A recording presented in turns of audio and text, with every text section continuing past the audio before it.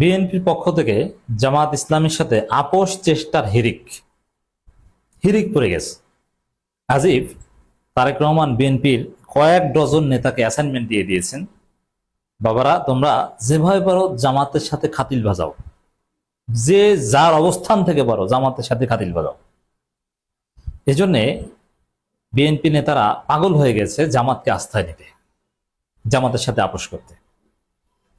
কারণ বিএনপিতে বিরাট paradigm shift হয়ে গেছে। বিএনপি যে উদ্যোগগুলো নিয়েছে এতে জামাতকে আব্বা ডেকে জামাতের হাতে পায়ে ধরে জামাতকে আস্থা নেওয়া ছাড়া এটা পারবে না। জামাতের সাথে ঐক্যবদ্ধ হওয়া ছাড়া বিএনপি যে মহাপ্রজেক্ট হাতে নিয়েছে সেটা এক চুলো সামনে যাবে না। বিএনপি একদম ধ্বংস হয়ে যাবে এখানে যদি জামাতকে পুরোপুরি পাশে না পায়। এ কারণে বিএনপি পাগল হয়ে গেছে জামাতের সাথে আপোষ করতে। বিশ্বাস করেন, আলোচনাটা শুনেন। দেখেন, শহীদুদ্দিন চৌধুরী এনি দেখলাম যে জামাত ইসলামের একটা প্রোগ্রামে গেছে, অধ্যাপক মিয়া গোলাম পরোয়ারের বইয়ের মোড়ক উন্মোচন প্রোগ্রামে। সেখানে যে যে বক্তব্যগুলো দিলেন এবং বক্তব্যের ক্লিপস গুলো নিয়ে বিভিন্ন গণমাধ্যম বিভিন্ন শিরোনাম করছে যে আমি আল্লামা সাইদির ভক্ত ছিলাম, কাদের মোল্লা কই মাছ খেতেন, একদম কাটা সহ খেয়ে ফেলতেন, ডাক্তার শফিকুর রহমান ছিল আমাদের জেলখানার ইমাম। মানে আপনি দেখেছেন কোনোদিন যে বাংলাদেশে সরকারি দল এবং বিরোধী দল, অতীতে তো সরকারি দল বিরোধী দল আওয়ামী লীগ বিএনপি থেকেছে, এরকম বিরোধী দলের প্রোগ্রামে সরকারি দলের মন্ত্রী যান যে ভূয়সী প্রশংসা করেন যে আমি আপনারা এক এক ভাই। শহীদুদ্দিন চৌধুরী এনির বক্তব্যে মনে হয়েছে যে জামাতের সাথে জোট থাকা অবস্থায় জামাতের সাথে যে সম্পর্ক ছিল তার চাইতে তো এখন আরো ভালো সম্পর্ক জামাতের সাথে। দেখেন, অতীতের এই স্মৃতি কখন রোমাঞ্চস্ত করা হয়? যখন সামনে সুসম্পর্ক দরকার হয়। আর যদি সামনে শত্রুতা দরকার হয় তাহলে অতীতের সুন্দর স্মৃতিকে আরো স্কিপ করা হয়।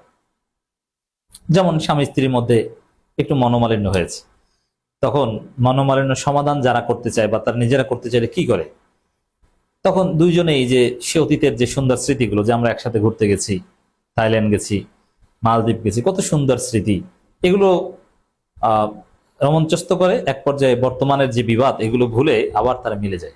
এটাই সায়েন্স। কিন্তু যদি চিন্তাই থাকে যে না ওকে তালাক দিব অথবা স্বামীকে ডিভোর্স দিব, তাহলে অতীতে ভালো কিছুর কথা বলা হয় না, তখন সামনে আনা হয় তুই আমার 5 বছর আগে খোটা দিছিলি, তুই আমাকে 6 বছর আগে ধাক্কা দিছিলি, তুই আমার ভাত দাও না আমি না খেয়ে ঘুমিয়েছিলাম। তখন কিন্তু আলোচনায় আসে এগুলো। এখন শহীদুদ্দিন চৌধুরী এনি জামাত ইসলামীর প্রোগ্রামে গেলেন দাওয়াতে, যাওয়ার পরে গোলাম পরোয়ার বইয়ের মোড়ক উন্মোচন, সেখানে নানান বিষয়ে বক্তব্য দিয়ে তিনি চলে আসতে পারতেন, কিন্তু জামাতের সাথে সুন্দর সুসম্পর্ক সে স্মৃতি রোমাঞ্চস্ত করলেন কেন? এটা তো এড়িয়েও যাওয়া যেত। মন্ত্রী মানুষ, কিছু ভাব গাম্ভীর্যপূর্ণ কিছু কথা বলে চলে আসতে পারতেন, কিন্তু না, তিনি সেই সুসম্পর্কের বিষয়টা স্মৃতিচারণ করেন। এর অর্থ হচ্ছে যে সামনে জামাতের সাথে অত্যন্ত চমৎকার সম্পর্ক বিএনপির জন্য ওয়াজিব, অপরিহার্য। কেন অপরিহার্য? এ কারণে হেরিক। এই যে শহীদুদ্দিন চৌধুরী এনি চেষ্টা করছেন জামাতের সাথে খুব সুন্দর সম্পর্ক বা যতটুকু দূরত্ব তৈরি হয়েছে সেটা মেকআপ করতে। আবার মেজর হাফিজ বলছেন যে না 71 মুক্তিযোদ্ধা আর বর্তমান 71 জামাত আর এই বর্তমান জামাত এক না, বর্তমান জামাত ভালো, এদের মধ্যে মুক্তিযোদ্ধা আছে। এর মানে একদম সার্টিফিকেট দিয়ে দিয়েছেন, মজা না? তারপরে এহসানুল হক মিলন তিনি বলছেন যে না আসলে আমাদেরকে ঐক্যবদ্ধ হতে হবে, সামনে আমাদের এগিয়ে যেতে হবে, মানে ভেদাভেদ বলে এগিয়ে যাওয়ার কথা বলছেন। আবার সুলতান সালাউদ্দিন টুকু তিনি বলছেন দেশকে এগিয়ে নিতে সম্মিলিত প্রচেষ্টা, মানে সরকারি দল বিরোধী দলের সম্মিলিত প্রচেষ্টা লাগবে আমাদের। আবার নানা জুলাই সনদ বাস্তবায়ন করবই করব মুক্তিযুদ্ধ মন্ত্রী বলছেন। মানে চারদিকে জামাতের সাথে আপোষ চেষ্টা হেরিক, এক কথায় যদি বলি। কেন? দেখেন, জামাত কি জিনিস এটা পুরো জাতি টের পাচ্ছে, এটা একটা সিগনিফিকেন্ট বিষয়। জামাতের যে ফরেন পলিসি, জামাতের যে অবস্থান, বিএনপি যে সেই লাইনে আসতে বাধ্য হয়েছে। বিএনপি ভারত এবং আমেরিকা লাইনে ছিল, গোপন চুক্তি করেছে, কিন্তু ভারত আমেরিকা লাইনে বিএনপি থাকতে পারলো না। জামাতের যে চীন লাইন সেই লাইনে আসতে বাধ্য হয়েছে, কারণ আমেরিকা চারানাও দিতে পারছে না, আর ভারত যা শুরু করছে, ভারতের ওইভাবে দালালি করে টেকা, মানে ভারতের কথা হচ্ছে তারা আওয়ামী লীগকে গুছিয়ে দিবে, কিন্তু এটা বিএনপির পক্ষে নেওয়া সম্ভব না। এজন্য হিসাব নিকাশ উল্টে গেছে। এখন পদ্মা ব্যারেজ প্রকল্প অনুমোদন করেছে বিএনপি সরকার। এই পদ্মা ব্যারেজ প্রকল্প একনেকে পাশ হয়েছে, এবং বাংলাদেশের ইতিহাসে অন্যতম বড় মেগা প্রজেক্ট হবে এটা, পদ্মা সেতুর মতোই। এবং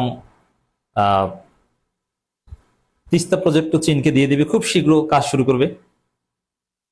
নীলফামারীর বিমান ঘাঁটি চীনের অর্থায়ন হতে পারে, নীলফামারী বা কুড়িগ্রাম দুই জায়গার এক জায়গায়।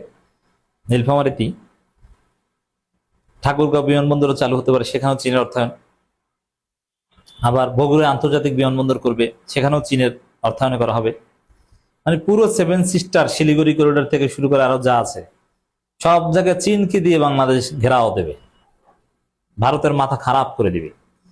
ওদিকে পাকিস্তানের স্বরাষ্ট্রমন্ত্রী বাংলাদেশে এসেছেন, কিছু চুক্তি হয়ে গেছে, অথচ পাকিস্তানের স্বরাষ্ট্রমন্ত্রী কোনো কাজ বাংলাদেশে থাকার কথা না, থাকার কথা পাকিস্তানের পররাষ্ট্রমন্ত্রী, কিন্তু এসেছেন, হয়েছে রিয়ালিটি।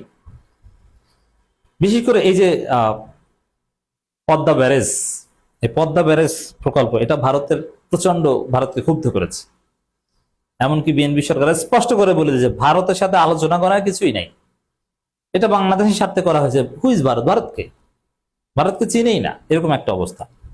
এই তিস্তা প্রজেক্ট যদি বাস্তবায়ন করাতে চায় চীনের মাধ্যমে, এবং পদ্মা ব্যারেজ যদি বিএনপি সরকার করতে চায়, যেখানে পাকিস্তানের কিন্তু রেলেভেন্স আছে, এই পদ্মা ব্যারেজের সমীক্ষার সাথে পাকিস্তান জড়িত, পাকিস্তান অস্ট্রেলিয়া এরা মিলে সমীক্ষা করে দিয়েছিল, ফিজিবিলিটি স্টাডি করে দিয়েছে, অনেক কিছু। বিরাট একটা প্রজেক্ট এটা বাংলাদেশের জন্য। যেভাবে বাংলাদেশকে চুষে খেয়েছিল, বাংলাদেশকে মরুভূমি বানিয়ে দিয়েছিল, বন্যায় বাংলাদেশকে ভাসিয়ে দিয়েছিল, এই সমস্যাগুলো সমাধান হবে যদি এই পদ্মা ব্যারেজ করা হয়। বাংলাদেশের পানি সমস্যার সমাধান, বাংলাদেশের প্রায় 19টা জেলার পানির সমস্যা সমাধান হবে। নদীতে পলি পরে এরকম নদীর নাব্যতার সংকট হবে না। নদীর গতিপথ, ফারাক্কা বাঁধের ফলে বাংলাদেশ যতভাবে ক্ষতিগ্রস্ত হয়েছে সবকিছু মেকআপ হবে এই পদ্মা ব্যারেজের ফলে। আর পদ্মা ব্যারেজ এবং তিস্তা প্রজেক্ট, এই দুইটা করতে পারলে ভারতের সমস্ত চালাকি শেষ হয়ে যাবে। বাংলাদেশে ওইরকম ভারতের পানির ঢলে বন্যা হবে না, আর শুকনো মৌসুমে পানির অভাবে কৃষকদের কষ্ট করতে হবে না, এবং লঞ্চ টঞ্চ চলতে পারবে না, এরকম হবে না। একসময় বাংলাদেশে প্রচুর লঞ্চ চলতো, ব্যবসা বাণিজ্যের একটা ব্যাপক গতিশীলতা হবে।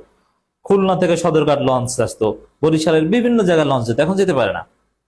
অথচ নদীপথে ব্যবসা বাণিজ্যের একটা আসল হাব, এগুলো সব আবার আগের মতো গতিশীল হবে।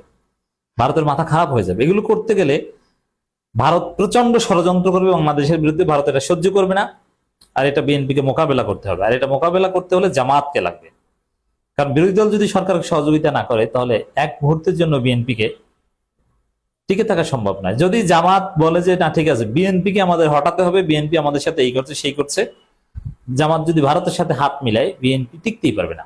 কিন্তু সরকারি দল বিরোধী দল ঐক্যবদ্ধ থাকলে ভারত কিছু করতে পারবে না।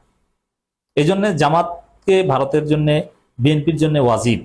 এই জন্য জামাতের সাথে আপোষ চেষ্টার, ঐক্য চেষ্টার হেরিকে আমরা লক্ষ্য করছি।